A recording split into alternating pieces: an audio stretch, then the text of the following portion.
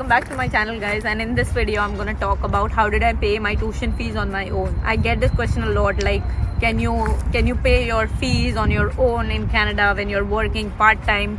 So in this video I'm gonna talk about how did I pay my fees.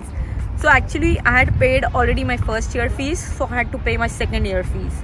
So I thought that in my first year I can work part-time and I can pay my second year fees. So I had to pay almost $17,500, and 17,500 is almost like 11 lakhs Indian rupees.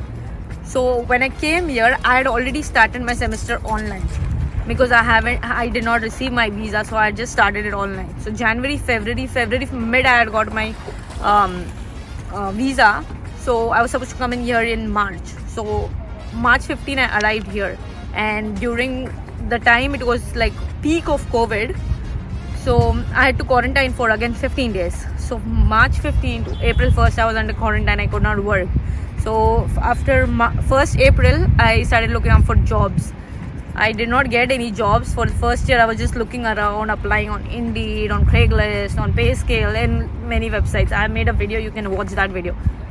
So around May I got a job, and it was in a restaurant. So at that point of time, because of my Indian experience in account, I had also got an offer in an accounts field.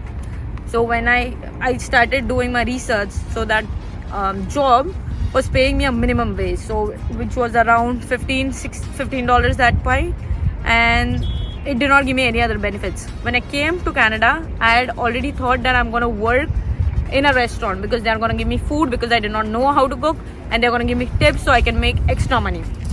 So I started working in May, and almost around October I had to pay my fees. Okay, so I had to pay around 70,500, around 11 lakhs Indian rupees, and I had the period until March, because during my time, usually in Canada you have to pay according to your semester. Okay, so before you start your semester you have to pay your fees. So in my case it was because of COVID, we had a grace period. So until you finish your full course, you could pay your fees until that time. So my course was supposed to get over in March, so I had time until March, but I did not want to delay that process. So I thought that I'll finish paying my fees till December, because I had kept that deadline. So from May to December it was like 8 months. I had given myself 8 months to make fees around 17,500. So every month I thought I could save $2,500, $2,200. So I thought if I make around $2,500, I can actually save good money of around $2,200 every month. So that would be 17,000 in 8 months. So when I used to work, I thought of working in a restaurant, right? So then I did not have to pay for my groceries. All I had to do was pay for my rent. So in the GIC money I got, I used to pay my rent in that, and my rent was not so much. It was only around $500, and it's very cheap for Vancouver, because in Vancouver you won't find a house around $500. So I used to make $2,500 from my salary.